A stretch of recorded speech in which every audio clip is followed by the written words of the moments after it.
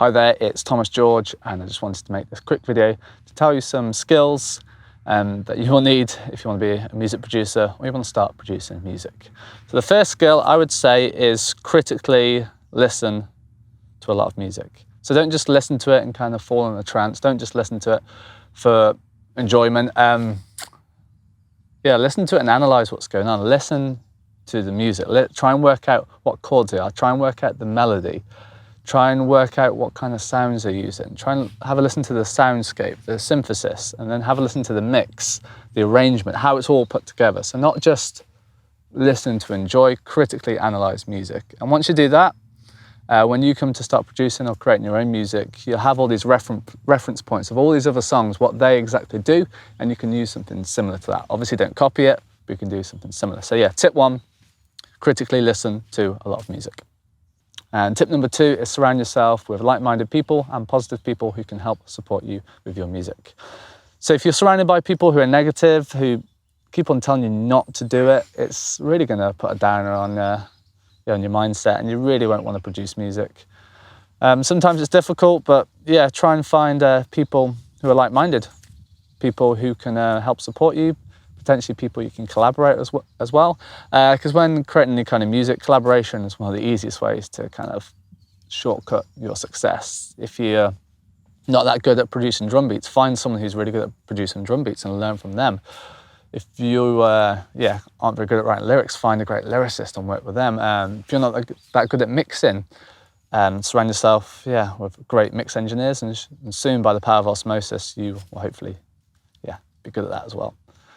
It's just really immersing yourself in the culture as well, immersing yourself in music production. You want to be like dreaming it, sleeping it, thinking about it all the time, and that's really how you can succeed at anything, in my opinion, is completely obsessed with it.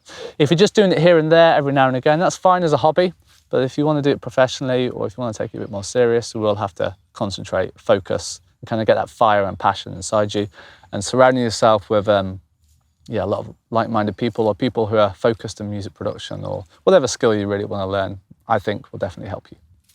Okay, so tip number three is experience music live. So music production, or any kind of music really, isn't just for Spotify, or isn't just for recorded music. It's also live music is a big part of the scene.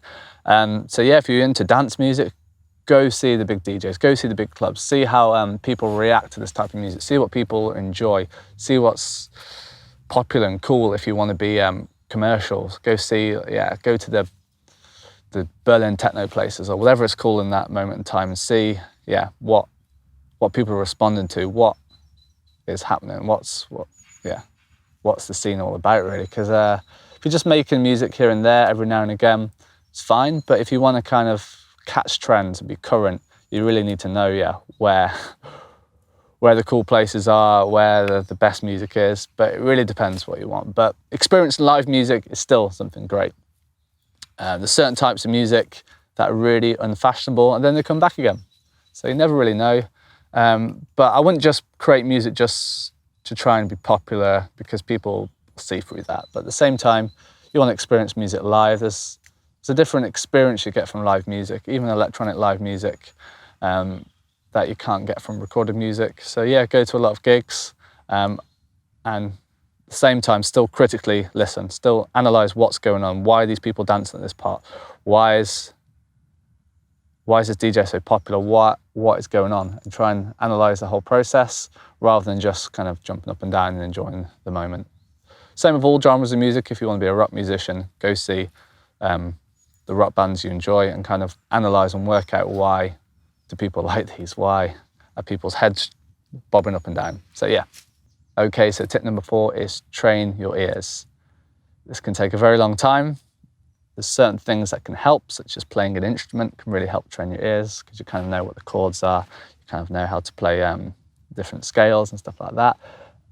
Another efficient way is learn music theory. You do get like the push 2, things like that. You do get scale options from DAWs, but learning music theory, knowing how music works, can really help your productions. It can really help your songwriting. You just understand what clashes, what doesn't clash, exactly what you want to do. Of course, You want to train your ear so you kind of hear the sounds you want, but at the same time, knowing a bit of music theory can really help you come up with some good ideas. So there's universities that do it, there's online courses, there's books, there's loads of ways you can learn music theory. But yeah, just sitting down in front of an instrument, I recommend the piano or the keyboard, and just learning some basic chords, learning some basic scales can really help your music, help your productions, and even help your mixes. Okay, so my next tip is learn a DAW. So this is a digital audio workstation.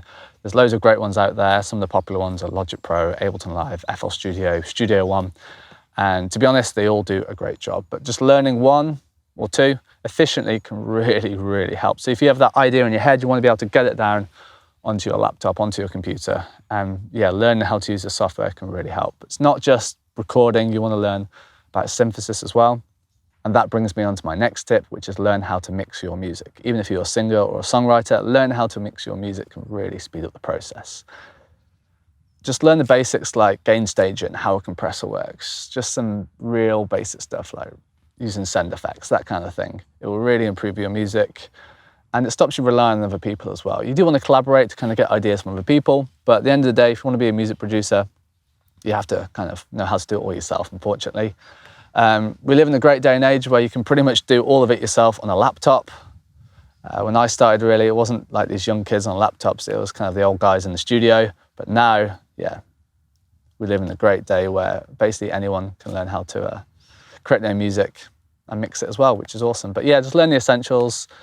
Let's go through a mixing book, mixing course, that kind of stuff is what I recommend, just so you can kind of learn the essentials. A lot of it you will have to study up, nerd out, take the time, but it'll be worth it in the end. And my next tip is marketing. So a lot of musicians and artists and producers don't really want to do this, but put your music out there, build yourself a website, try and get traffic to that website so people can experience your music and your work. It can take a lot of geeking out, a lot of studying, learning how these different platforms work. But once you learn how to do the basics, you'll get a lot more plays, you'll get more people listening to your music. And there is other stuff as well you can learn, like learn how to use a camera, things like this can really help. If you do want to kind of create vlogs or get more of a personal touch for your audience so they can kind of understand you as a person rather than just a drum beat or a producer. And my final tip is try and think, is producing music for me? It's not for everyone. If you do want to take it seriously, you can spend a lot of time in front of the computer. You're going to be listening to a lot of samples.